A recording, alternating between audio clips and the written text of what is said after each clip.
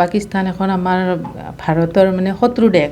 মোৰ দাদাও তাত ঢুকালে পাকিস্তানী শত্ৰুৰ আক্ৰমণত, আৰু তাৰে লগতে মোৰ দাদাৰ লগতে মানে মানুহ ঢুকাইছে।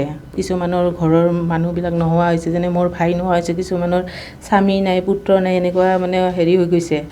সেই স্থলত আমাৰ শত্ৰু দেশ এখনত যোৱাটো আমি মানে ভাল পোৱা নাই, আৰু যাব নালাগিছিল তাত, যিহেতু আমাৰ এখন শত্ৰু দেশ।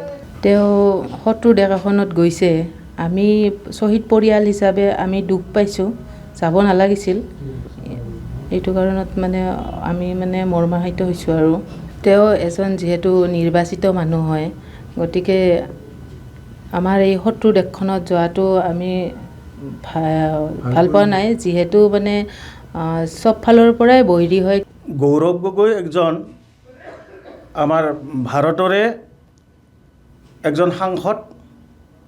তেখেতে আমাৰ চিৰবৈৰী পাকিস্তানৰ লগত যিটো হলিগলি, সেই হলিগলিটো আমি কোনো ধৰণৰ শ্বহীদ পৰিয়াল হিচাপে মই কৈছোঁ, তেখেতৰ সেই হলিগলিটো আমি কোনো কাৰণত আমি ভাল পোৱা নাই।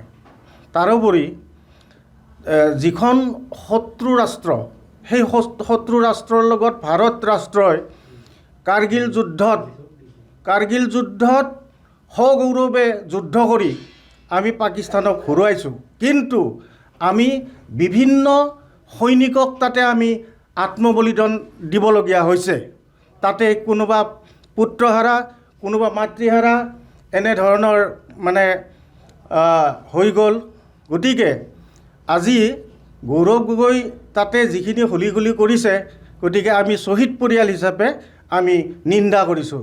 শ্বহীদ পৰিয়াল হিচাপে আমি গৌৰৱ গগৈ ডাঙৰীয়াক, তেখেতে পাকিস্তানত কিয় গৈছিল, কি কাৰণত গৈছিল, গতিকে ভাৰতৰ জনসাধাৰণক জনাই দিয়ক যে মোৰ ভুল হৈছে যোৱাটো, আৰু কিয় গৈছে সেই সম্পৰ্কে বিশদভাৱে অসমৰ জনসাধাৰণৰ লগতে ভাৰতবৰ্ষৰ জনসাধাৰণক জনাই দিয়ক।